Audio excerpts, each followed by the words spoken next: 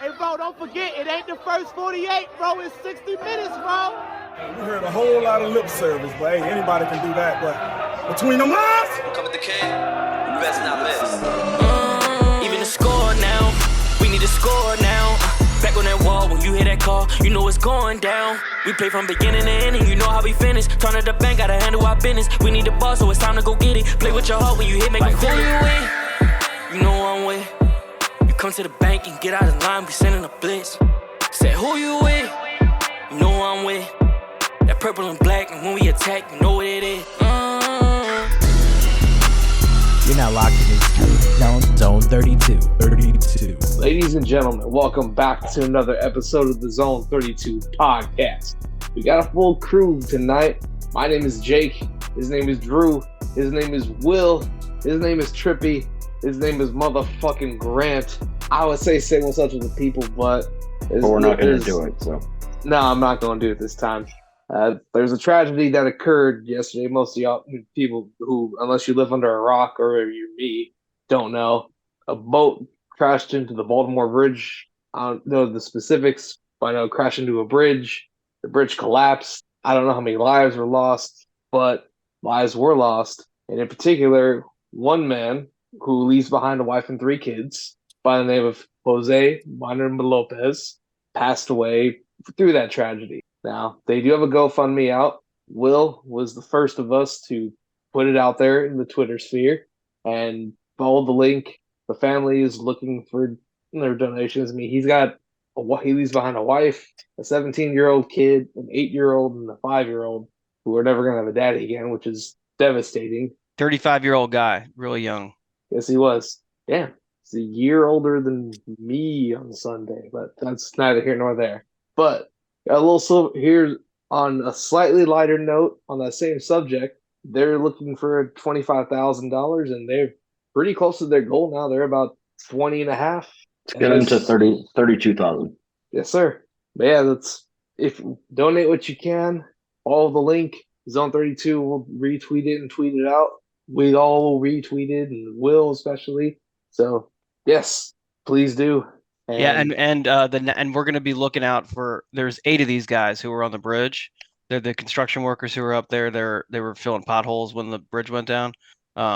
So when I see I'm going to be looking out for GoFundMe's for all 8 of these guys. This is the first one I've seen. So I'm sure we're going to see 7 more pop up. So I'm going to promote any one of these that I see. I'm going to put out there. So for now, this is the only one I've seen.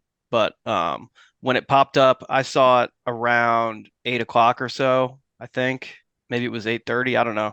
When I saw it was at 16,000. It's already got about $5,000 added to it, so it's gaining some traction. That's good. We just want to get these people set up to move forward with their lives. And obviously these guys were working hard to provide for their families, so they need some help. So we'll keep looking out for GoFundMe's and any way we can support these people who were part of the city and these construction workers, man, they put their lives at risk going out there working in the middle of the night filling potholes, and it's a thankless job, and this is the second kind of accident that's happened in a situation like this in the past year on 695. But the bridge collapse is a unspeakable tragedy. So anyway, we can move on from this, but yeah, look for that link. It's on my page, and I think everybody on here, I think, has retweeted it. So the lost. Yep. And now let's get into some Ravens news. Doesn't get that much better, but so not the leading pass rusher, obviously, but the leading defensive end edge rusher in sacks last year, Jadeveon Clowney has found a new home. He's not coming back to Baltimore. He's actually going back to the Carolinas. He signed a 2-year, $20 million contract with the Carolina Panthers. Could be worth up to a max of $24 million if he hits certain incentives. So, I mean, they're trying to replace Brian Burns, but hey, good on him. This might be his last bag. You never know. But hey, he balled out last year. No ill will for the man. He played. He got paid. He didn't go to a division rival. Salud. But for the rest of y'all, we'll start with Drew, like I always do. Lend me your more eloquent thoughts than what I just put out there. I mean, we weren't going to pay him that kind of money. It's really what it boils down to. I wish he came back. and we're not going to pay that guy $20 million. It is what it is. Actually, this time last year, Lamar requested a trade, and now we ended up extending him, and that's part of the reason why we're not going to pay Jadeveon Clowney. So, I mean, we have a lot of high price talent on the team. You don't really have the luxury of paying veteran pass rusher $10 million a year. And people are, up in arms. Obviously, they want to see Clowney come back, but I think we can survive without him. Ojabo breakout year. I don't know. You draft some pass rushers and kind of hope for the best, but we kind of knew this was going to happen going into the offseason, that you were going to lose guys. You couldn't keep everyone. I wish we kept somebody, but shit happens. Well, we got KVN who we can bring back. There's a list of pass rushers who are out there, and people were like, oh, well, the quality isn't there. Well, and we all wanted Clowney last year, but at the same time, we wanted Clowney. Did we all want Clowney? No. I mean, people were bitching about that signing when we made it. I meant us here. Oh yeah, we did. I meant us here, but I'm saying we all. Yeah. But there's guys on that list who I'd be happy to bring in. We didn't sign Jadeveon Clowney until August 18th, I believe, last year. We didn't sign Kyle Van Noy until week 3, week 4.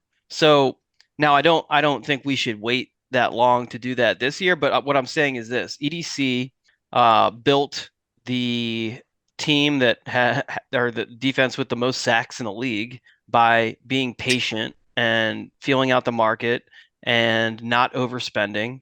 And those sacks were spread around. He kept the anchor of really what made the defense tick in terms of getting pressure on the quarterback, because we got Matabike extended. And Owe, I think we said this last week, Owe's trajectory's up. His needle's pointing up. He's in a contract year. We don't know if they're going to pick up his option yet. I think they should, whether they do or not. A 5th-year option that's due, he's the one. So yeah, and what we just saw happen with Clowney leaving, that's another reason to probably pick up that option, considering age and everything else. And okay, so we in our group chat, there was a comparison made between Ojabo and Bateman, and it was one of the more idiotic things I've ever heard in my life. Because who said that? I missed Tom. This. I figured you did, because you never said anything about it. So yeah. Ojabo and Bateman are not anything close to the same thing. Number one, Ojabo's been on the field very little, but it's all been related to injury, and we knew that coming in. The fact that he got on the field his rookie year after tearing his Achilles in March, not only did he get on the field, the one game he got on the field his rookie year, he had a sack and a forced fumble. So he's proven had one this year too. Right. So he's That's been on the Hall field. Of Fame pace, just for arguments. I mean, so he's been Lawrence on the Taylor didn't have a strip sack every game. I mean, if we really want to go that route. He's been on the field for 5 games, and I wouldn't even call it really he hasn't been on the field really for 5 full games because he got hurt again. But he's been on the field for 5 games. He has 2 sacks, 2 forced fumbles, 7 tackles. That's the kind of impact. And this is a guy who it's his first 5 games in the NFL. There's been injuries, so even in his first game, they were easing him in. He didn't really get a whole lot of snaps, so he's been he's been in light duty. And then you're like, Tom sent a link. They put his pressure rate amongst 2022 pass rushers. It was like, why are you comparing him to other 2022 pass rushers when and this was framed against them after this season? You're comparing a guy who's played a fraction of those snaps against guys who've played 2 full seasons. That doesn't make any sense, really. You're not really comparing apples to apples there. If you want to argue with me and say that David Ojabo needs to stay healthy, I'm not going to fight back on that. That's pretty obvious. But the talent's there. Right. And he's proven when he's on the field, he makes an impact. So it's not like my argument is this. To compare him to Bateman's stupid, because Bateman's been on the field both when he's healthy and when he has not been as healthy, and there's really no difference. His impact is the same either way. We just saw a full season of him healthy, and he put up 32 catches for 367 and 1 touchdown. His impact is not any different either way. Now, Ojabo, when he's not up to full speed and he's coming off injury, and they're just kind of easing him in. He's not even in a starting role. Has impact. Now he's coming off of a season where he's basically rehabbing the full season. He's fully healthy now. He's going to have a full off season of training. He's going to be working with Chuck Smith. He's going to be working with the defense. He's going to be working with Zach Orr, who's coming in as the new defensive coordinator. He's going to be working with his teammates. So it's like really his first full off season as an NFL veteran pass rusher, even though, for all intents and purposes, like on the field, it's almost going to be like a fresh start for him. I think we can expect big things from him because we've seen what he's capable of doing when he gets opportunities. So, again, relying on him is not the right word to use, but I think expectations can be pretty high for what he's able to do. But at the same time, I'm not expecting him to replace Jadeveon Clowney. I still think we should go get another pass rusher. When we were at this point last offseason, people were having the same conversation of we're really going to go into the year with Ojabo and Owe as our 2 edge guys. Exactly. And then, the season is a long way away. I think that this is like peak overreactions. Right. There's really nothing going on because you're kind of, top end free agents have all signed. The market is not, filled with a ton of talent let me rephrase that. There's not a lot of high price talent on the market still. It's more role guys. And, you're still a month away from the draft. And so everybody looks at how the roster is now. And for some reason has this weird idea that that's what the roster is going to be, week 1. Exactly. And it's just not. Like, that's not how it works. Right. All right. So let me read you the list of the available pass rushers because I want Grant's input on this. Go ahead. So I get what he was trying to say. And I think your mic's not plugged in, or like your I think your mic knows that you're trying to back a retarded person and try to rationalize his argument. It's saving you. But I think that what he's trying to say is that both have had high expectations and had a lot of faith put in them in a sense. One lets you down on the field and one lets you down not being on the field. And it's not any fault necessarily to Ojabo in a sense of his injuries, but you got to be made of more than tissue paper. And you got to be able to heal. You got to be able to recover. You got to be able to, he had some key injuries, but there's a reason that these fast twitch type injuries keep happening to him, whether it's he's not properly training himself, whether he's not properly caring for his body in the off season. We don't know, but there's a reason that the stuff keeps happening. And we need him on the field. So him not being available is in a sense not reaching the potential that he should be at in this point in his career, with the 2 major injuries already. And then you have Bateman he battled really injuries for a year and a half. Other than that, he just hasn't produced because his quarterback doesn't trust him. And I get what he's saying, but it doesn't really match. It doesn't comparison was more accurate. Yeah, well, I mean, Ojabo didn't get drunk and fall down the stairs after he got drafted, so I don't know if we can really make that comparison. But all right, so here's the list. Want to hear the list? Sure. All right, Kyle Van Noy, obviously. Emmanuel Ogbah, who's a name that we've heard a couple times. It's somebody that Ravens have been interested in before. Carl Lawson. Randy Gregory's not going to happen because doesn't he have DV, or is his just alcohol issues? He's a drug addict, I'm pretty sure. So he could be an option if he's clean. I don't want him. Okay. I mean, but I'm just saying he's out there. Tyus Bowser's not happening, obviously. Jerry Hughes, Justin Houston, not going to happen. Bud Dupree is an interesting option because he went to Atlanta last year, had 6.5 sacks. Now plug him into this system. That's the kind of guy you look at who had 6.5 sacks, and you bring him here, and maybe he's somebody who blossoms.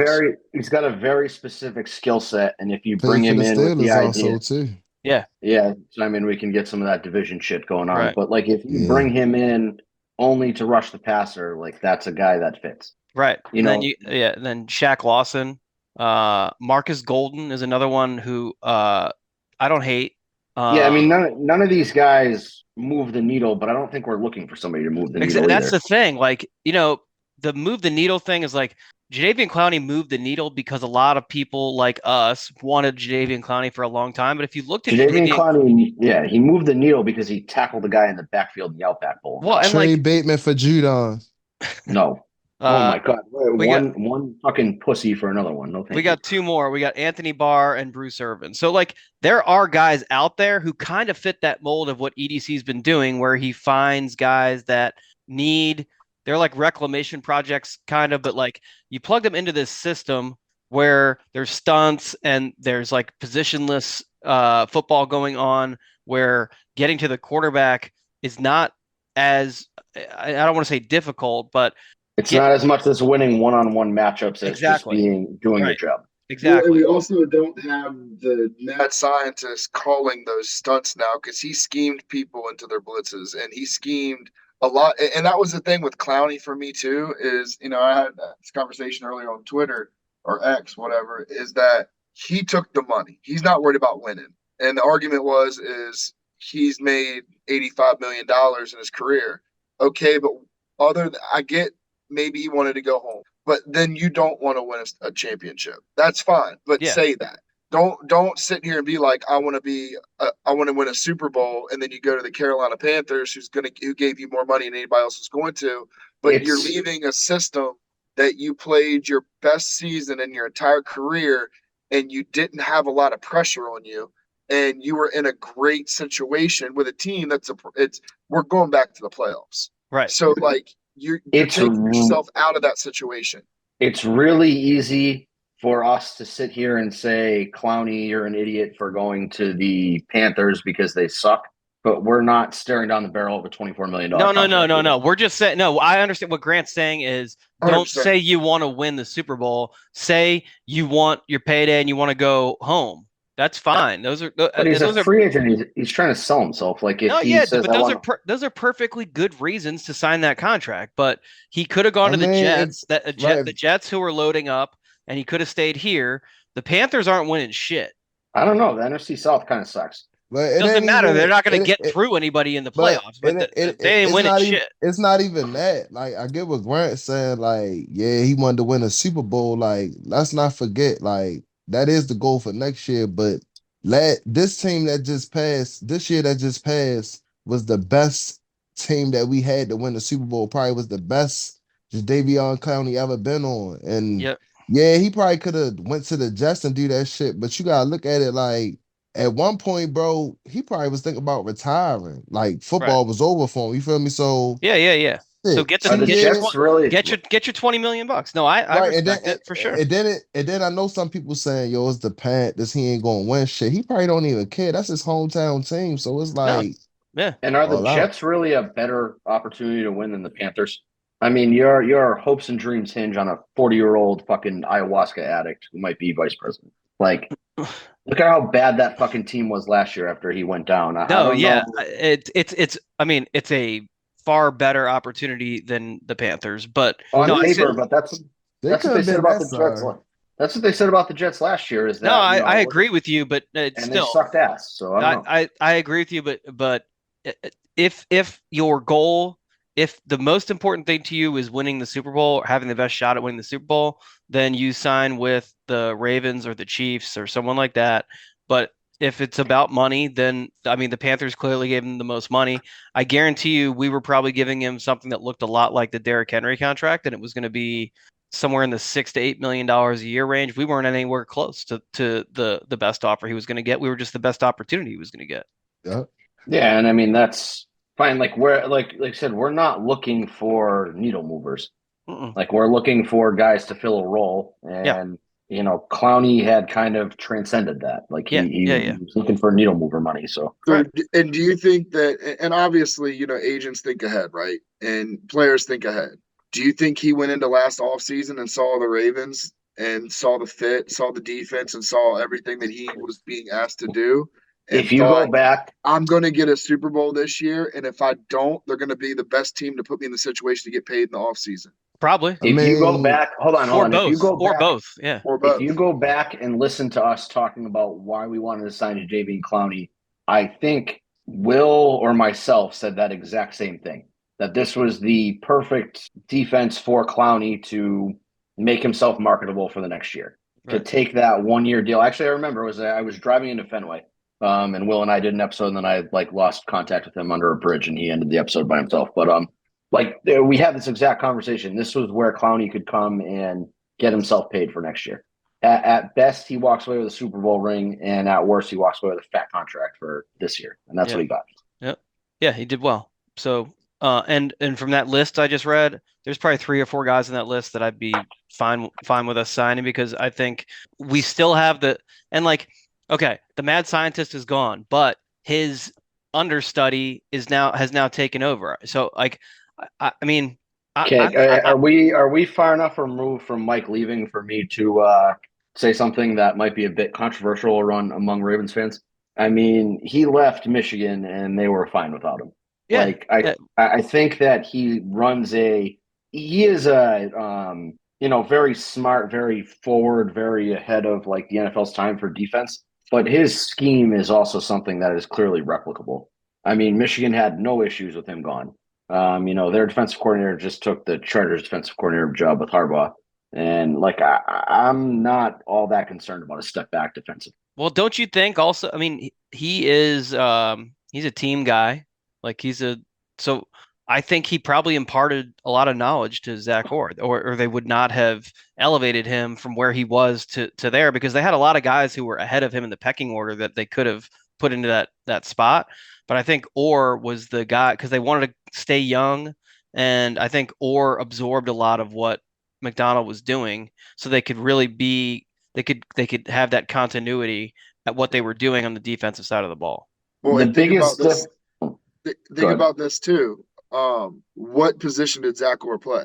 Mm-hmm. Right. The mainstay of this defense is the second level. Yeah. Our whole defense changed when we got Roquan. Yeah. The dynamic of everything that changed when you bring in a guy with that kind of IQ and that kind of physicality in the middle of the field changed the entire defense. And I think that the part of Orr getting in there, he's a very smart guy and he's very dedicated. Like you said, very team guy. He's in this coaching thing. And I think having that connection with somebody like Roquan puts you in the best position to not really have too many steps back within the same script and the same scheme of the defense. Yeah. Well, and I think I've been saying this since Mike was his inside linebacker coach too when he was the linebacker before he retired. So that's true. That's true. There's a lot of overlap there. Yeah. So, and I was saying this very, very early on in the offseason. We wanted to make sure we didn't lose Chuck Smith to Mike, because I think Chuck Smith is the key to getting those big, gaudy sack numbers. It's technique, it's everything else, because the sack numbers, we didn't have those sack numbers in year 1 with Mike. They didn't explode like that until year 2 with Chuck. So bringing in like Bud Dupree, for example, a guy who had 6.5 sacks last year. 6.5 sacks is a respectable number, but you bring a guy who had 6.5 sacks in Atlanta's defense in, plug him in with Chuck Smith in this Ravens defense where they're bringing pressure from weird places. And, I think that's a guy who maybe can add, like where Kyle Van Noy was somebody you would never have expected to have the kind of year he had last year. He was, I think, way more surprising than what Clowney did. We knew what Clowney was going to do. I mean, we essentially called his season before the season started. Right. Well, and I see people saying you're not gonna replicate what you got from Kyle Van Noy and Clowney. Well, bring Kyle Van Noy back. Anthony Barr is an interesting one too. Try and get. He was the name that stood out to me too. Yeah, Drew. 7 or 8 sacks from somebody else off that list, and then you're completely forgetting we got basically nothing from Ojabo, right? So then you got to factor in that Ojabo is going to give you a bunch of sacks because that's what he does. He gets to the quarterback. So I'm not gonna be crazy and say he's gonna get 15 sacks, but you're gonna get 6-7 sacks out of him too. So 17 square. Right. But I'm saying to say we can't get back to that 60 sack number is not, I mean, who knows, but you're assuming we can't get those numbers again. I don't know why we can't. Maybe they're not going to come from the same people, but there's no reason to think we can't get that back. I don't know. I guess that's the other thing is our fans have this weird obsession with I don't know what you want to call them, like benchmark numbers of you want double-digit sack guys, you want 1,000-yard wide receivers. None of that shit actually matters. No. Like if 60 sacks is 12 guys getting 5 sacks each, then fine. If it's 6 guys getting 10 sacks each, that's also fine. Like Right. it really doesn't matter. It's all about the end result. And I think we can bring in some veterans. I'm sure they're going to draft at least 1 or 2 guys or pick up a couple of UDFAs. I mean, you still have Malik Ham on the roster. Yeah. That's another guy who looked very good last preseason. Hey, I was just about to say him. Don't forget about Malik Ham. I think he will show out. People Well, and the forget about him. the shitty thing too is that this draft is not that strong at edge rusher. You got a couple of Michigan guys coming out that we can grab late. They're all like late first to beginning of third. Like there's a lot of those guys, but there's no top 10 guys. If anybody, maybe a top 15 dude, and that's what's his face from UCLA. That guy's going 16th overall to the I'm having a brain fart. Latu. Yeah. I promise you he'll be wearing a Seahawks uniform next year. Either him or Peyton Wilson. I'm telling you, don't sleep on Peyton Wilson there. And then that Mike other loves athletic linebackers that play all 4 spots. And that dipshit from Penn State. What's his name? Chip Robinson, something like that. Chop. Yeah, no thanks. I've had enough of Penn State edge rushers, but yeah, Latu, that's right. I don't want no more Penn State edge rushers. I don't want no more Alabama cornerback. You don't want Kool-Aid? I don't want to touch him with a 10-foot pole. Yeah, I'm tired. We got to stop doing the mock drafts of Kool-Aid coming to Baltimore at 30. If we pick Kool-Aid McKinstry at 30th overall, I think that there's going to be like riots in the street. What if he slides to 62 because of that footage? That's fine. That's fine. No. Yeah. My issue is not with the player; it's with the idea that we're going to take a corner 30th overall. Mm. If he drops and we get him, but he's good. But I mean, he's fast. He's very fast too. And the only ones that I would. 2 guys that I would like is Nate Wiggins. I don't think he makes it, and Enos Rakeshaw. Like I would consider him at 30. Right, but I don't think either of those guys are on the board. And then you get the Cooper DeJean people, which again I would he take. Won't be there. Like he might be there at 30, but if it's Cooper DeJean or you trade down to the mid 40s and I don't know, get another 3rd round pick, like I'd much rather do that. If it's Leggett and DeJean on the board and they take DeJean, I'm going to go nuclear. Oh yeah, I'm going to go crazy. Leggett's not going to be a 1st round guy. I know you want him to be, but watch. I'm telling you, watch. Too many wide receivers. In a normal year, he'd be a 1st round. I think Jalen Under Armour Davis or whatever his name is. I think he's gonna have. Jaden Under Armour Davis. I like it. I don't know why I always say his name wrong, but real shit though. I think he going. I think this gonna be his breakout season. I know we always been saying it though. I don't know. I think it's like a Brandon Stevens. But see, the difference between Brandon Stevens is Brandon Stevens was getting on the field as a rookie, though. You feel what I'm saying? The difference between Jaden Armour Davis and Brandon Stevens is a running back that we turned into a corner. Jaden Armour Davis is just but look, Pepe got a lot of burn too until he's just been down on injuries. Yeah, my guy Pepe Williams is fucking Tavon Young 2.0. Can't stay healthy. Tons of potential, but can't get on the field. Can't get on the field. I think Darius Washington makes some noise. Yeah. But I made a new top 10 receiver list, by the way, for the draft. But what I'm saying is, like, just imagine if Davis, right? I'm gonna just say Davis because I don't want to fuck his last name up. But imagine if he like have a breakout season, like that's a plus for us. You get what I'm saying? Like that's a huge plus for us. But yeah, I mean, we have a long history of Alabama corners that get bullied online, turning into good guys in a contract year. Anthony Averett comes to mind. So I don't know. We can definitely see that with Armour Davis. Again, like I'm not the cheetah hunter. My problem with our fans and just like this general mindset is this is not our opening day roster by any stretch of the imagination. But and like there's every year they freak out every year. I was one of them a couple years ago, but like. But you were that guy. You were that guy because there was a very specific position group you were targeting that was not getting looked at before the draft, during the draft, and after the draft. Yeah. And so you were keyed in on that. Whereas you have people tweeting out right now that like there's a downgrade in the quarterback room. That the only place we've upgraded this year is the running back room. And that's just fucking dumb because it's March 27th and opening weekend is what, like September 10th this year or something like that, September 9th. Like there's a long fucking window. Idiots don't count. your own guys though. Like Matabike was the biggest thing we needed this offseason, and we got him. Derrick Henry was the biggest thing we needed this offseason. We got him. We said at the beginning, pay Matabike, pay for a top tier running back. He did both of that. So I'm content where we're at right now. Now, would I like to see maybe a corner or pass rusher come in or trade for like a Cortland Sutton or something? Yeah, sure.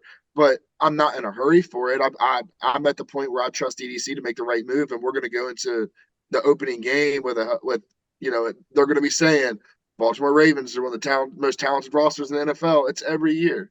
That's a draft day move. That's a draft day move. bet The Sutton trade is a draft day move. That's not going to happen, on April 2nd or something. I just don't see I ain't it. gonna lie. I've been I've been one of them Ravens fans. I think You we sound all disappointed in yourself. I think we all have. There are. But like my bad. I said John. My bad. See, because I'm thinking about John Harbaugh. My bad, Drew.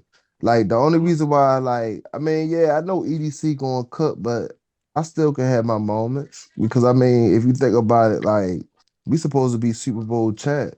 I think I'm gonna keep on saying that shit. You feel what I'm saying? But you wanted moves to make you forget about the AFC Championship game, which is fine. That's not even that, Drew. I'm just saying, like we get it. Like we already knew during the season most of this shit was gonna happen. But what I'm saying is, like, if we would have won the Super Bowl or something, like if some of this shit was going on now, it wouldn't have been like a big deal. You know what I'm saying? Like, yeah, I wouldn't say. But I do trust EDC. But what I'm saying is, it's just like it just hurt more and more. Like the more we keep losing like players that we really wanted back, like a Clowney. Dang. I mean, we lost so many guys after that 2012 Super Bowl. So like I definitely get where you're coming from. That you don't remember the 2012 or 2013 offseason hurting that much because we just won. So that there was something that was, like you're like, yeah, we lost all these guys, it sucks, but we still got the ring. And there was no ring this year. But I didn't give a shit about some of the free agents, but Anquan Bolden losing him was the dumbest fucking thing ever. I was more mad about that than I could have lost anything. Yeah. Can you fucking stop spouting off retarded Twitter points? Like you're not that guy, Grant. You're not retarded. I know I like to make you out to be one, but that is the most. No, he was our backbone on the offense. Yeah, he was, but we couldn't afford him. You wanted more money, and it wasn't going to work. Make it happen. You can't make it happen when you gave Joe Flacco the contract we did. Joe Flacco. I guess looking at it now, like, because that was Ozzy still as a GM and EDC was still under him. So I guess that's a typical Ravens move now if you look at it. Like if you want to be mad because we traded him to Jim Harbaugh for a sixth when we maybe could have gotten like a fourth for him somewhere else, that's fine. I get that, but like he was never coming back. It wasn't going to work. Same thing as Odell this year. He's not coming back. Yeah, wants too much money. 6, like that's my issue is a 6. Yeah, like, that's fine. Not only losing your backbone, but then you get a can of Pringles for it that are half eaten. But you expected that Torrey Smith was going to take, or they expected that Torrey Smith was going to take a step forward, Dennis Pitta was going to take a step forward, and Ray Rice was going to take a step, be the same guy and carry the offense. And then Ray Rice had his worst year of his career. Torrey Smith didn't really take that step forward, and Dennis Pitta was not the same guy either. So, like, it was a mistake. I get it. Like, it didn't work out well, and you want to play the nepotism card and say that we never should trade him to San Francisco. I can live with that, but he wasn't coming back. There are just harsh realities of football. Like, these things happen. Guys leave. We're not going to be able to retain everybody. And, again, like, people are going to freak out when Odell signs somewhere else for, $7 million base salary and a $20 million contract over 2 years. But, like, Miami. He's not – yeah, when he goes to Miami to be wide receiver 3 for – I don't know, 3 years, $30 million, and 14 of it's guaranteed. Like, we're going to have fans who have a legitimate meltdown on the internet, but it's not going to happen. We're not going to pay him that. No. Thanks for what you did last year. Yeah, I ain't gonna lie. I'm gonna have a meltdown.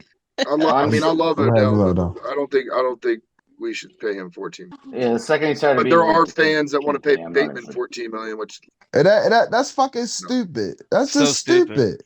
That's shit. And it's a $14 million roulette wheel gamble. Yeah. It's like they're putting it on 00 or something. It's fucking crazy. Guaranteed, right? Well, and the reason is they're panicking because of our wide receiver situation right now, and there's a May 2nd deadline. So you've got a month and a half, not even, and fans So are like, "Oh my stupid. God, we need something. We can't let him go." You know what I mean? Like over a month. you don't just We absolutely can let him go. Yeah. I forget who I was having. We can. I would happily let him go. Trash. I'd take Laquan Treadwell back over him. I don't give a Yo. fuck what he does this year. Let him I walk. would take Treadwell over him, please. Fuck Hello? yeah. My whole thing is if I'd take you're going, Sean Ryan over him. My bad, Drew. Yep. Shit. if your argument is that, like you said, I want to put $14 million on a roulette wheel and hope that it comes up double zeros, you're admitting that it's a long shot, it's a gamble, and you want to gamble with $14 million. I mean, we're not Shohei Ohtani, but like, go for it. Have fun with that. If that's what you're into, like, fucking go for it. And as long as you're admitting that Bateman has done nothing to earn that option being picked up, and you're simply doing it because we drafted him in the first round and you think there's potential there, I can live with that. It's wrong. I wouldn't do it myself, but like, you're coming from a logical place. It's people who are like, we've somehow fucked Rashad Bateman over and are like, you know, he deserves this money and we've been holding him back. Okay. Lamar won't throw the And ball. those are the fans that were riding his dick so hard pre-draft. They don't want to admit being wrong, and they are clinging to him. Well, a lot of these people didn't know who he was pre-draft, though. That's the other thing. Right. Niggas ain't know who he was. The fuck? As a we only drafted him because of COVID. Remember, we didn't even have no draft workouts, no combines. Oh no, there were fans that that thought he was going to go top 15 and shit. Hold on. As one of those fans, I was not wrong. Rashad Bateman let me down. That's not my fault. I can't be held accountable for him caring more about painting his nails and shopping at Balenciaga. I didn't know that about him. So he let me down as a fan. That's on him. He's got to go to Chicago, right? He's got to go to Chicago. Yeah. Well, and Drew, Caleb Williams. Hey, yo. Drew. The bigger thing is this with the whole gambling thing. Like, okay, to your point, if somebody can admit it's just a pure gamble to give them the $14 million, sure, if they could admit that, okay. But you know who would never do that? EDC. So then be realistic and say, okay, it's a pure gamble. It's not going to fucking happen because the realistic route to keep and the other aspect of it is EDC also is not going to pay someone who has the production that Bateman has, $14 million. There's just no way he's getting that fucking option. It's not happening. Man, the realistic route. That, go ahead. I'm about to say, if they do that, I know y'all ain't gonna like this. For all that, they might as well bring JK back on the 1-year prove-it deal if they gonna sign Bateman. They're not gonna do that either. I mean, that's what I'm saying. Well, but and the second they signed Derrick Henry, there's no way JK was coming back because JK was throwing fits about not getting the ball enough. Can we have an honest discussion about this JK shit that's around? JK Dobbins doesn't like us. I don't know why people don't seem to grasp this. He doesn't want to be here. Right. He wants no part of the Baltimore Ravens. Like you said, he was bitching after wins about not touching the ball enough. He did nothing but bitch and moan about how it was Harbaugh's fault that he hurt his knee and how we didn't treat him right. And, was fucking crying in my DMs because I said he was good when he was healthy. And I'm sure I'm not the only one that he did that to. He was a fucking bitch the whole time he was here. And he doesn't like the organization anymore. Let it go. He does not want to be here. Right. I don't know where this narrative of let's bring back J.K. Dobbins came from. And by the way, what I said last week or the week before, I can't remember which one it was, about his medicals was correct because now he's going to visit the Chargers after he got his doctor to write a letter saying he's good to go and he looks great. So before realize how desperate he must be that he was bitching about how much Greg Roman was giving him the ball. And he might go sign on there to be the running back behind Gus Edwards. Yeah, right. Yeah. And they're probably I thought he was going to go to Dallas. I really thought. I don't know. You know what's going to be fucking hilarious if he signs there, and then they draft Blake Corum, and he's the third running back. Running back 3. Yeah. Again, there are people right now who are like J.K. Dobbins would be a great running back 3. J.K. Dobbins by week 6 would have either had a full blown meltdown because he's not touching the ball enough, or he'll be on season-ending IR.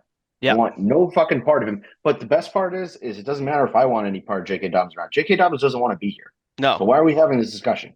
Well, and a well-placed source of ours has made it very, very clear that the feeling is mutual. So we don't even need a source for that, though. I'm just looking at how the guy. I'm just saying.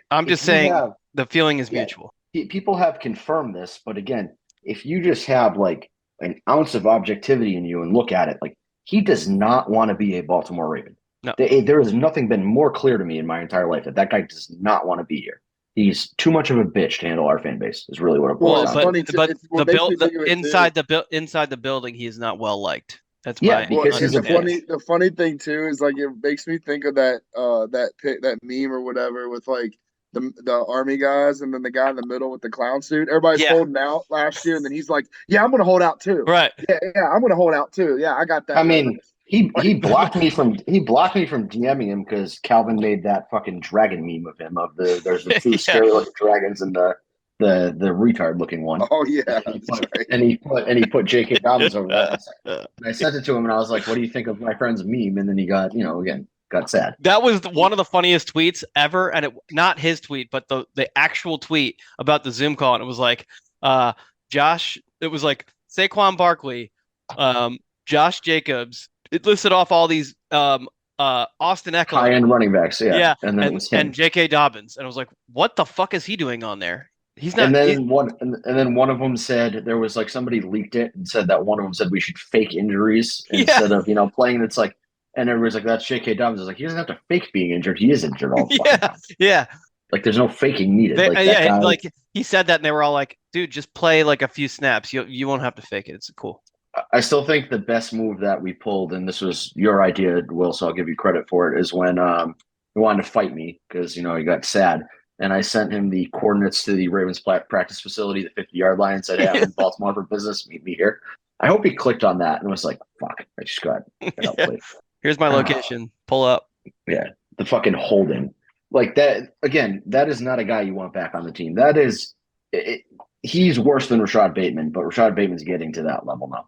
His talent's there, but he's just. Yeah, but so is Rashad Bateman's talent. His talent's there. It just doesn't fucking mean anything. J.K. Dobbins' talent was there. He averaged 5 but when yards. J.K. Dobbins on the field, he produces. When Rashad Bateman catches the ball, he's fucking electric, but he doesn't catch it very often. He's a route decoy. No, they two different people, man. Chill out. Now I do understand what you're saying though, but yeah. Oh, yeah. I mean. Well, yeah, one of them's a little light in the shoes or whatever the fuck they say for that. But maybe that's what Bateman needed to do. He just needed to put a little fire in himself or something. I don't know. I just want more Zay Flowers on the team and Isaiah Likely stuff. I want more like dogs like them. There's arguments about how guys are like not invested at all, or there's a point of being too invested. Like J.K. Dobbins was too invested, to the point where he was getting sad that he was only getting 6 carries in a win, whereas Rashad Bateman doesn't care. And like you want somebody in the middle. There is a happy middle ground there that you need to have, and Rashad Bateman is not that happy middle ground. Yeah, I kind of hope we go full. I know we've talked about this in the chat, but that we want to go full 2022 Georgia, and have a Darnell Washington, Brock Bowers kind of situation with Likely and Andrews. Like I think that's the right move there. You obviously still have to bring in a wide receiver. We have the run game now. I think you need to bring in another running back too, but I don't think that's like there's going to be a veteran guy out there that you can go grab. That's fine to fill that spot. And we got plenty of options at guard, whether it's draft or, guys currently on the roster. Like I think our offense is fine. And defensively, we're just looking for, depth guys to fill roles. I don't think we really have a starting spot besides edge rusher that's really like, what are we doing here? And even with that, I think the edge rush by committee approach is probably the way to go, because I don't think that there's a solidified guy out there that you can just go get. Like Grant pointed out earlier, there's not really any, legitimate guys that are going to be on the board at 30 that are like first round graded that are going to fall that far. Yeah, the only way we could address that with like a huge upgrade would be to trade for Hassan Reddick, I think. Yeah, I mean that's like what's he going to cost too? Edge rushers and trading for them is always weird. I feel like they get traded for way more than they're actually worth. If we could trade a 3rd round pick for him, I'd be in on that. I feel like somebody's going to throw a first for him. You know what I mean? Like that's just I'm not doing that. I'm not doing that. I would be fine with a 3rd, but and like a 3rd and like maybe like a day 3 2025 pick or something like that. Like, didn't we trade a 2nd round pick for Yannick? No, I think it was 3rd. You think it was 3rd? I think it was a 3rd. Yeah, you're right. Maybe it was a conditional pick and it could have gone up to a 2nd. Well, and like you Vikings said, are Oh, like you're right. round. You're right. Jake's right. It was a in the Vikings field, I trade. mean, with what we need, and we talked about it before too, like we're in a spot of a luxury. And no matter what fans think about it, we don't have to reach on a position. And I think that's a key part for us. And there is a lot of vets out there that can fill what we need. We don't need a guy to come in and be that dude. We need a guy to come in and be a dude. Mm-hmm.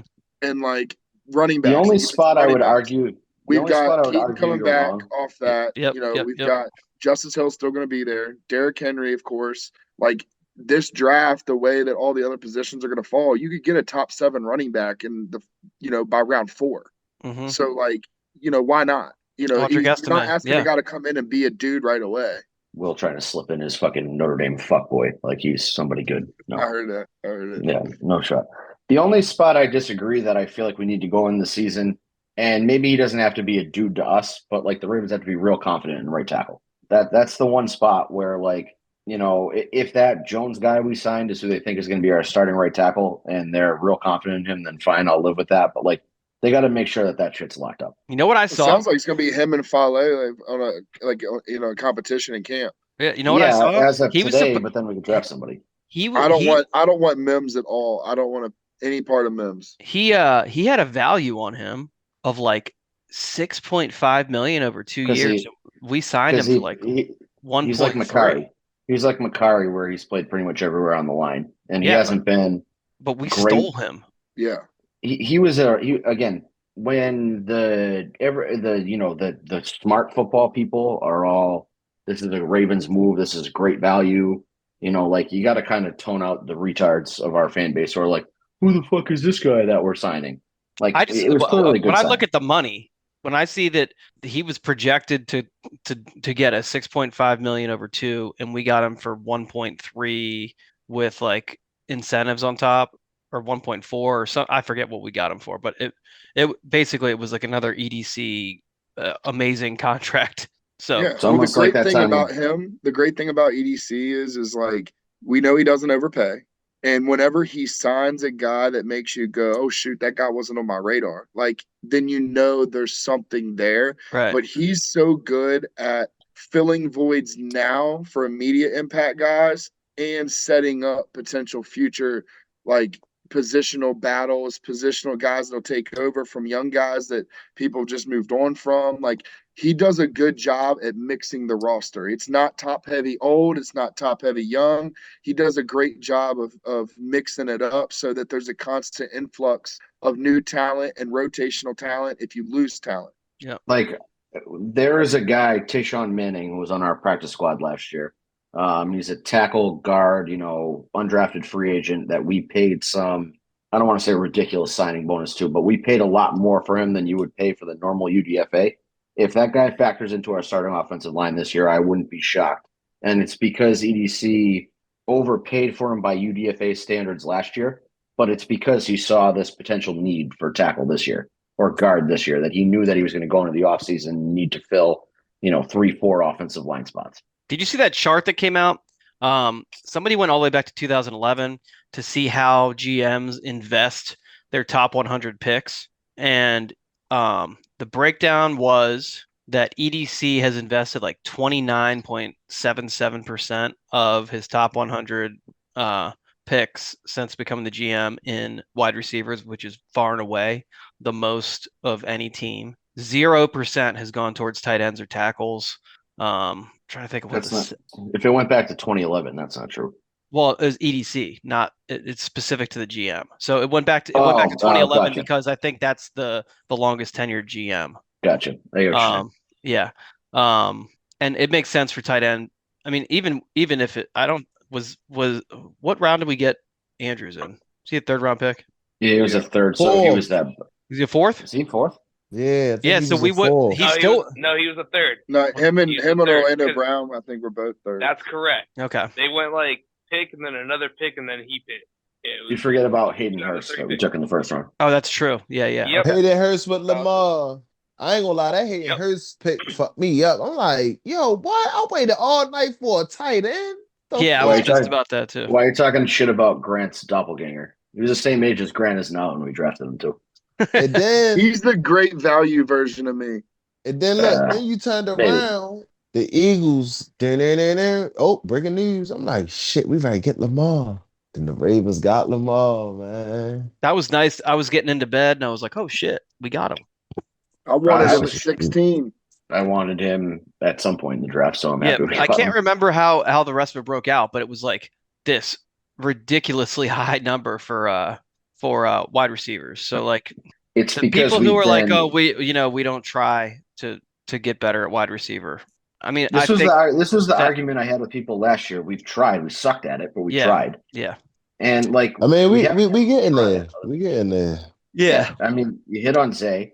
I'm comfortable calling Zay a hit for now. Oh yeah. Yeah. You didn't hit on Bateman. You didn't hit on Duvernay.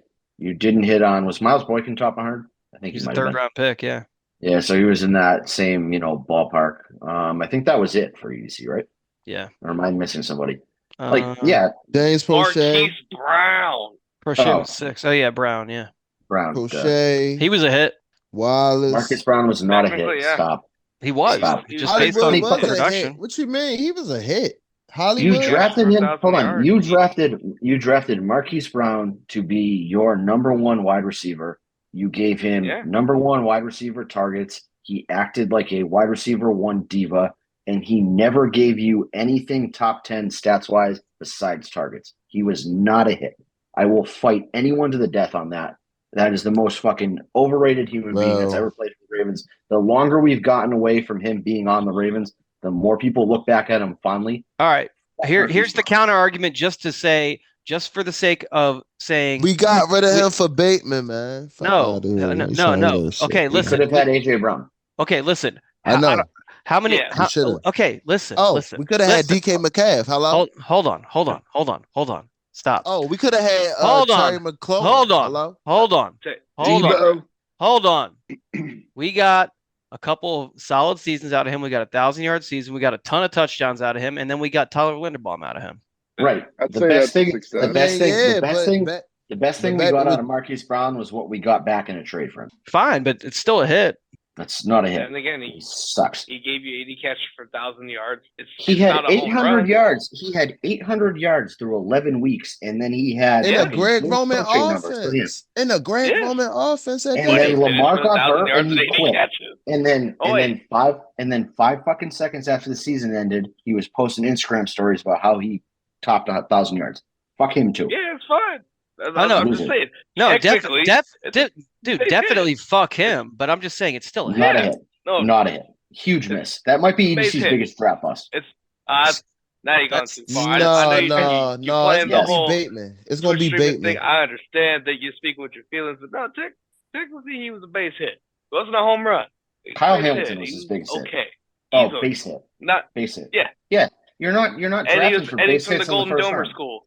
You're not drafting for base hits in the first round. You're drafting for fucking home runs. Yeah, he was not a home run. He was the Right first about wide that. receiver off the board that year, and he is nowhere Yeah. near the best wide receiver taken that year. Well, He was a fucking- No. Failed pick. He's Drew, among I the agree five. with you. I agree with you Yeah, I because think Failed pick. I gotta AJ snap. Brown, I gotta find that snap. Terry McLaurin. It was a whole Who bunch else am of I them. forgetting? Yeah, because I was looking at the list the other day, and it's so crazy, right? I lie to you not. I got the Deebo video Samuel. I got the video on Snapchat, right? Mhm. When we drafted him, right? think he's I always record them, right? And I'd be like, here we go. And when they said Marquise Hollywood or Marquise Brown, I was like, huh? And I Yeah, was like, why? yeah, because I was like, yo, DK McCabb, remember they were showing him how he was doing? Like, I'm like, yeah, we can get a big receiver. And look what he's Yeah. doing now. Look what he's Instead doing now. we drafted a fucking midget afraid of contact. Yeah, But I one wanted DK or Yeah, 'cause AJ his Brown. best buddy was number 8. Listen, you got to take out the context of we could have had him, No, could have had no, him, no. could have had him, No, could no, have no, had no, him. no, hold on, Why? Will. But what I was gonna say was right, because I mean, if Drew wanna say that was one of EDC like bus draft picks, cool. But EDC he made up for it. You feel what I'm saying? He made up for Oh, it. 100%. 100%. We got we got a first round draft pick for him, Tyler Linderbaum. So Our pals in Arizona bailed us out of a huge mistake, which is fine. I'm good with that. yeah, but I still feel like he's still one of Lamar's best receivers. He had him and Lamar. I mean him. Yeah, and but Zay I mean, Flowers. you're comparing him to You're comparing him to fucking Willie Snead and Seth Roberts and Miles Boykin and James Prochet, Devin Duvernay. Like, yeah, congratulations, you're better than them. I mean, but Drew, we talking about in a Greg Roman's offense though. Yeah. Sammy Watkins had 1,000 yards in Greg Roman's offense with Tyrod Taylor as his quarterback. Anquan Bolden had 1,000 yards with Colin Kaepernick as his quarterback. Yeah, but that was Sammy injury Sammy Watkins. No, that was pre-Sammy Watkins thinking he was a fucking Lizard King or whatever the fuck he thinks, sun god. Speaking of draft, I got a new top 10 list. You got a new BBC list for us? BBC receivers, because I've been working on. I'm doing a top 20 list with player comps. Not done with it yet, so I'll probably have it next week. But Grant's gonna publish his blog at zone32podcast.com. The Baltimore ball catchers. Yeah. Baltimore ball catchers. I got some scratchers for people, but people will see why. Number one is the obvious, Marvin Harrison Jr. Number two, Drew's not gonna agree with me, but we're flipped on it. I still got Rome at 2, Odunze, Neighbors at 3, Leggett at 4, Malachi Corley at 5. You guys know I'm high on him. He brings a different dynamic to that. He's Deebo Samuel on steroids. Like he's a dude. Brian Thomas. Well, Jr. they probably allowed that at Western Kentucky. They don't drug test there. Yeah, Will thinks that's Division 8. Brian Thomas Jr. 6, Xavier Worthy 7, Troy Franklin 8, Ladd McConkey 9, A.D. Mitchell 10. And this class is so freaking deep that I had to make up some shit too. So I got Jalen Polk at honorable mention, and then my sneaky dog. There is there's numbers after 10. Sometimes you can count to 11. Yeah, I'm not going to. I thought you were gonna be like, I had to make something up after 10. Yeah. No, I did top 10. 10 plus 1. No, you didn't want to go past the highest volume setting on an amplifier. It's okay. Yeah, you didn't want to go you're past missing 10. the whole concept. I said top 10, so I had to create something on top of the top 10. I didn't do top 11. You did not create honorable mention. That existed long before this conversation. No, I'm talking about. Never mind. Fuck you. Jalen Polk is honorable mention, and then my sneaky, my guy is Ricky Pearsall. That dude is gonna, if he gets in the right system, he's gonna make some fucking noise in the His NFL. name is Rookie?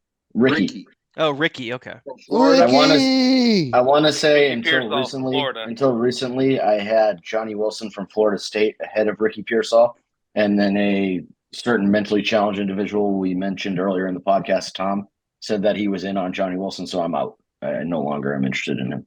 You can watch one catch from Ricky Pearsall, and you'll be like, I don't care whatever the fuck else he does. He's all right. And you probably know what I'm talking about. The one across the middle where he overhand caught it with one hand and got hit by two people at the same time and held on to the football. That's crazy. We need a player like he's that. got freakish hands. He's a smaller guy, so Drew's gonna be like, I don't want another midget. But he's 6 foot 185. But he's he runs routes insanely well. He catches everything that's thrown at him. He positions himself well, and he can play multiple positions in the wide receiver room. So he's a dude that I think could go late second, early third, but he's going to make noise if he gets in the right spot. So I have 2 beefs with your list besides Neighbors and Odunze. That's not worth arguing. That's we've had a discussion before. It's 2A, 2B. Yeah, it's just it is what it is. It's kind of like personal preference at that point. Roman Wilson belongs in your honorable mentions. Disgusting that you left him out because you hate Michigan, but I think you should do better and include him. But so that's the crazy fucking thing about this classes, though, is I like Roman Wilson, but I just don't have him in front of the guys that I got here and the 12 guys that I said.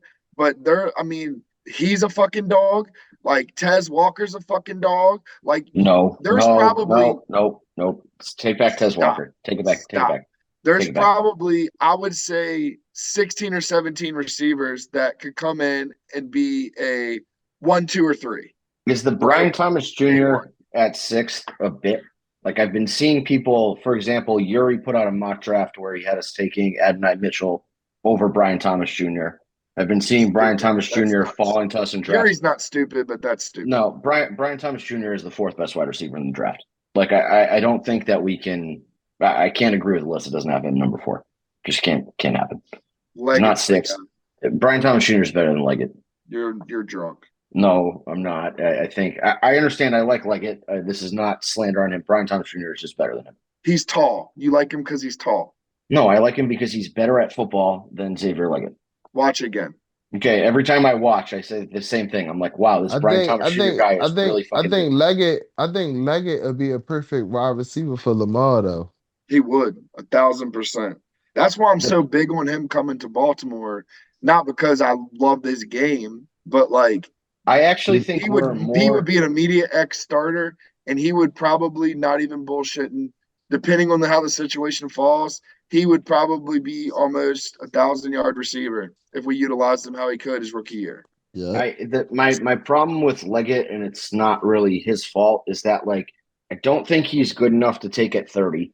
I think that would be a reach, and I don't think he's there at 62. So he's almost like a guy that you have to, ignore as a Ravens fan unless we're going to trade back. So I just don't see a situation where we take him because I don't think he makes it to 30. I don't think he makes it to 30. I mean, again, this is like the Grant film watching nerd talking of like you got to think like an NFL, GM. We had this out with JJ McCarthy. I told you a long time ago. I was like, somebody's taking him in the first round. Somebody's taking him early because like you just watch these guys and this is what happens. I can't. I know. We might get trade back and get Leggett though. If we get trade back out of 30 and get like an early second round pick, Leggett's gonna get he played for a shit school, and so his numbers are like inflated, and he's gonna get that. He's gonna be in like the 40s. It's just what he is, and none of the guys like that I mentioned are like the same type of receiver, and that's why I love this class so much. Because they all do something great that's different. So it depends on what need a team has and what you're looking at to bring, even in a Baltimore stance, what you're looking at to bring in the wide receiver room. Because you could go 5 different ways at 30 and be content. Like Xavier Worthy's another one where I don't know if I could pass him up at 30 in the right spot. Like having that speed on the field with Zay would be fucking unreal. Damn the crazy. Speed. Damn the speed. He's physical. He runs great routes, and he's another one that can play more. And that's where another thing, we talked about it before, is where people get tied up in an X has to be 6'2" or taller. A slot has to be. It's the John Elway school of thought on quarterbacks of I want a tall white guy to play quarterback. It's the same thing with wide receiver. And like, it's not wrong if you said, Drew, build your perfect, X wide receiver. He's going to be 6'3", 200 pounds. He's going to run like a 4'4", 4'5". He's going to have a, complete route tree and be able to catch 50-50 balls. Like, that's what I want. But realistically, that guy probably doesn't exist. So I have to pick and choose which of those attributes. If a guy fills 4 out of those 5 slots and he happens to be 5'11", I can live with it. So look at it this way. I got Malachi Corley at 5, which you guys know I'm high on Malachi Corley. I got him at 5. He's 6 foot 215. Almost 6'1", 215. And then you got Troy Franklin, who's 6'3", about 190. Malachi Corley can go up and get a 50-50 ball better than Troy Franklin can. And that's not a knock on Troy Franklin because he's a good receiver. I don't want Troy Franklin. I don't want him. What about Oregon the guys kid? never work. What about the kid from Arizona? To put him on my list. Yeah. What about the kid from Arizona? His name McMillan or something like that. You don't like him? No. Not in like the top 20. That's how deep this class, and that's not a knock for him. So you just naming receivers that you wouldn't mind us getting like at 30. Yeah. No, I'm naming receivers like that I think are like in order of like the 10 best. How they're gonna translate to the NFL. Who's gonna be a better pro? I got you. My fault. I thought you was just naming receivers that you want us to get. I got you. Yeah, but it's like I said, man, this is like honestly one of my favorite receiver classes as far as being loaded. So, and I think that could be part of EDC's mindset. You roll into the draft, you grab your, let's say you get a receiver at 30 or you trade back. Then you grab a receiver and a lineman in round 2 and then get another receiver in round 3. You got 2 receivers that could start day 1 and then you got your lineman to figure it out. Then you fill through the rest of the draft and free agency. So, and then you sign Michael Thomas and you're good to go. Yeah. Yeah. You say you draft a couple guys, you sign Michael Thomas, you call it a day. I need a guy on the field. Well, I mean, you put Michael Thomas as your like wide receiver 4, and good things can happen. I don't know. He won Offensive Player of the Year once. I don't know if people remember that. I think he'll be too busy trying to kill Bart Simpson, though. You're real. I mean, maybe, but if you're taking like Michael Thomas or Rashad Bateman, I want Michael Thomas. So That's fair. I agree. So you do got to worry. Michael Thomas will be on his way to the practice facility, and he'll keep walking into rakes, and the rake will keep hitting him in the face. So if he gets a haircut and doesn't look like Sideshow Bob anymore, you're in? Yes. Tweet him What that. kind of contract do you think he gets? Obviously 1 year. 1 year heavy incentives, like close to vet minimum, and it can go up to like $10 million. Yeah. Well, and I think Agreed. he even said, like, remember when he like kind of dragged that reporter who broke the news about him getting cut? Yeah. He said, I'm not broke. So I think he'll probably take a cheap deal with incentives to He go is to the kind to go to a he is- team to win. He's also got the ego that like he would love dunking on somebody for hitting all $10 million of incentives. Right. You know what I mean? Yep. Like he'd almost take For the some kind of pride in it. All the shit we talk about him, he's not as good as Mike Evans, but I never for all talk the shit shit- about him. That's for all the shit we talk about him, like for the right price, I'd take him a second. Oh yeah. Yeah. He's an upgrade for sure. I mean, again, like when Well, you're always, comparing man. him to Rashad Bateman, I feel like there's not really Oh, that's much. a you can do about it. no-brainer. That's a no-brainer. And when I say talking shit, I mean calling him slant boy and saying that he's not as good as Mike Evans. Yeah, you say that, not Yeah. me. I don't want to be Don't lumped just in with come up, your. man. You I know, mean, when he It's comes very to obvious Baltimore, he's not as good as Mike Evans. That's Oh, no question. Yeah, Kirk Cousins a wide receiver. It's fine. Michael Thomas was once better than Mike Evans, and then has been hurt the last couple of years. It's fine. Yeah, which is fine because he's arguably a top 10. Mike Evans never won Offensive Player of the Year, so I mean, just with Jameis Still Winston top as his 10 wide quarterback. receiver. Mike Evans is not a top 10 wide receiver. If he's the Kirk He's Cousins, the wide receiver, he's not literally number 10. top 10 wide, not a top 10 wide receiver. Jake. Stop. He's, I have charts he's and spreadsheets, and I've done this. I've had this back Nerd. and forth with Will Grant nerd. a million times. Nerd. Mr. Fucking I write blogs about how great data is, calling me a nerd for showing him a spreadsheet. You know, Yeah. he's Where's not your proof? Where's your proof? that you wrote blogs about that. Yeah. People don't forget. You and John People Acme do. were you and John Anke, whatever the fuck his name is, were selling whatever those women's cosmetic products were. And You'll we say don't talk about nerd, blogs. Oh, nerd, the guy who bought nerd. all those fucking followers and then just voice to texted Max his articles. It's still one of the most underreported stories we've had of that blog day. That he was just like, yeah, I would just like voice text thoughts, and then I thought it was Max's job to put it into an article. I'm gonna paint my nails black for week 1. Please don't, Trippy. Actually, Trippy, Wow. here, invite Rashad Bateman over to your house to paint nails together before week 1. See if he comes. Yeah, don't paint your nails, Trippy. Especially don't paint them black. Then all of a Man, sudden, that I'm gonna ask you man, if you're gonna that win when you're man young. blocked me, man. I can't wait to see that man. So hold on, his DMs are open. If I DM him and say Trippy would like to have a truce where you guys meet up and paint your nails together, would you be open to that? No. Who would you rather? That was emphatic. Who would you rather? No unblock you? hesitation. Who would you rather unblock you first, Marlon or Rashad?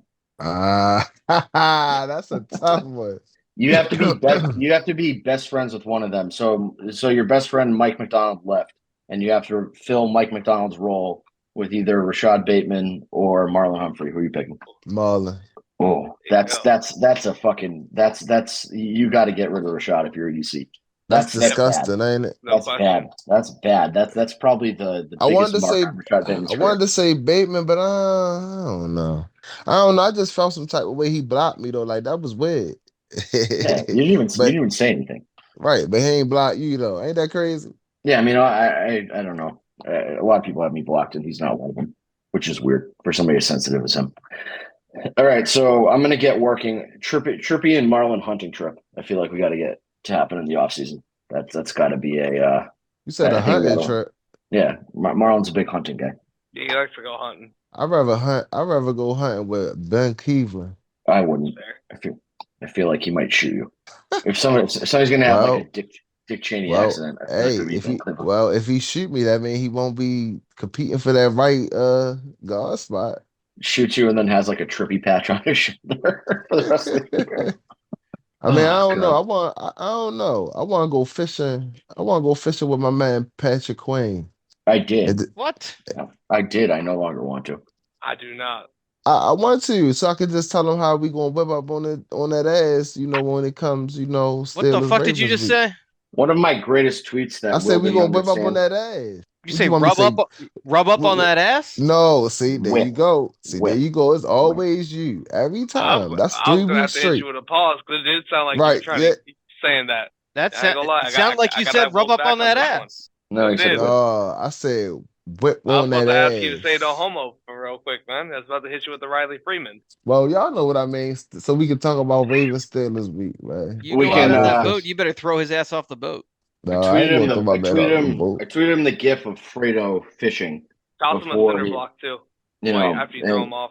No, I say we just Fredo him. We invite him out fishing See, and and then take care of him. you know what? That's why I fuck with Geno Stone Why? and Patrick Queen. They signed with the ops, right?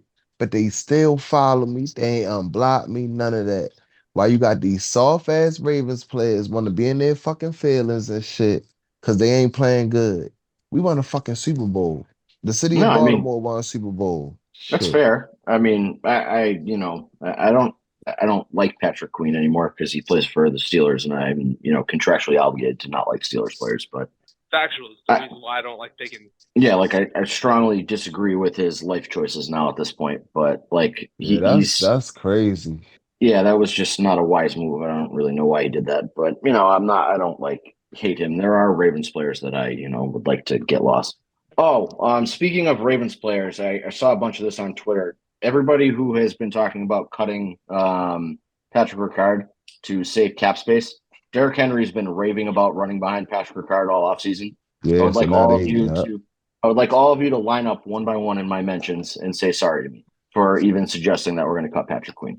I would like all or not y'all, Patrick, matter of fact, Ricard. all y'all that was saying that shit, I want y'all to line up and eat 42 pancakes. Whoa. Yeah. Makes sense. They could Feel eat me? something else, 500. but I'm not going to suggest that they do that. Lamar What got eat a called bag? for- What eat a bag of dicks? I thought you were gonna Well, say I- eat 42 dicks. That's what I was going to say. That's what I was going to say, but then I remember Jameson Hensley tried to cancel Lamar for telling somebody to eat a dick. So Well, There you go. 42 dicks. yeah, actually, I don't know. His Is wife's a that Browns fan, so it don't matter. no? His wife's a Flacco fan. So he the most. First source. So who? Nah, you- she's a Browns so fan now. so Period. who y'all think the most She's two into hated it. out of the Who you think the most hated out of the Ravens flock? Reporters. Jameis or Jason? Oh, Jason Lockenfora by a fucking Yeah, mile. easily. So Jason Lockenfora Easily. is so hated. I don't know if you can count him as a Ravens reporter. If that makes sense. Like he's been exiled. He's like not one of them. Yeah, nobody even considers him a reporter. Nobody Like, believes at least- anything he says. Jameson Hensley's allowed in the building. So I mean, I'm still waiting on Judon to drop the strip club pictures, but that's never happened.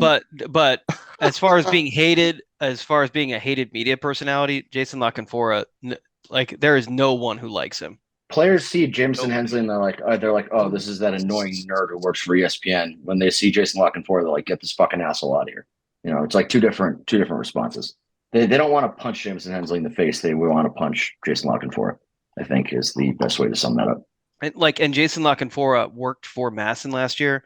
Basically means he worked for the Orioles, and he would be like, they would cut to them in between innings and shit, and he would be on like the post game and all that stuff. And this year he's not part of that, and that was like with him and mid-year. Rob Long. Yeah, and Rob Long, I think Rob Long still might be part of it. I'm pretty sure Yeah, he is. Rob still, but Jason Lockenfora, they were smart enough to not bring him back, and now he's tweeting shit about the Orioles all the time. It's almost like this is a crazy theory here. It's almost like when people spend a long time with Jason Lockenfora, they're like, wow, this guy sucks. I don't want to be near him anymore. Yeah. And then they move away from him. Well, and just like what he did last week with EDC, once people move on from him, then he starts just trashing them online. So I mean, he got fired as the national insider for what was he, CBS or NBC? CBS, yeah. CBS, because they realized he had no inside information because nobody liked talking to him. Yeah, he has no sources. No sources, no friends. Maybe he'll be featured on LindsayOKKK.com soon, but that might be his new gig once 1057 goes bankrupt. But, well, maybe he'll get a new source soon. unlikely. unlikely. Who knows? Ryan Jensen's Anywho. out. Ryan Jensen's not in the league anymore. Hey, I heard that. Don't say that. Don't say what? 105.7 go bankrupt. I hope they never go bankrupt. They already did. Odyssey's trading at under $1. They went bankrupt. It happened. It's done. This is not a. That's the national. I need my 105.7, man, because that shit get me during the day. So. That's going to get sold to some robot country station real soon. I hate to break it to you. Zone 32 going to buy it. Yeah, for like 55 cents. I'm in 32 cents. 32 cents. I'm with it. Honestly, you're listening. I'll buy 105. I'll buy 105.7 for 32 cents. Zone 32. Yeah. Zone 32 owns the radio station. Oh, that would be great. I would like. We would immediately go bankrupt from FCC fines. No. I would hire everybody that I hate. I would make it like a real official offer, and I'd let them do one show on the air and I'd fire them. Like, yeah, you guys suck. Never mind. get them all excited for like a new show. Give them a trial show. No. Like it wouldn't come from me. Like I'd hire some like official radio nerd to do all my bidding here, and then I'd just be like, yeah, never mind. They're fired after a show. Be great. You would personally fire them though? Yeah. Montse Bolanos should be the first one I'd hire. And then just be like, oh, your show wasn't radio-y enough for me. Get the fuck out of here. Radio enough. Yeah, Jake's doing the that's gonna do us for this week's installment. Jake, thanks for getting in trouble. Name dropping too many people. That's right. I'm trying to save the day. But anywho, that's gonna do it for this week. We'll be back to discuss this, that, and the other. And Grant will unveil his new BBC list. No homo. But meanwhile, it's time for me to die. See ya! Zone 32.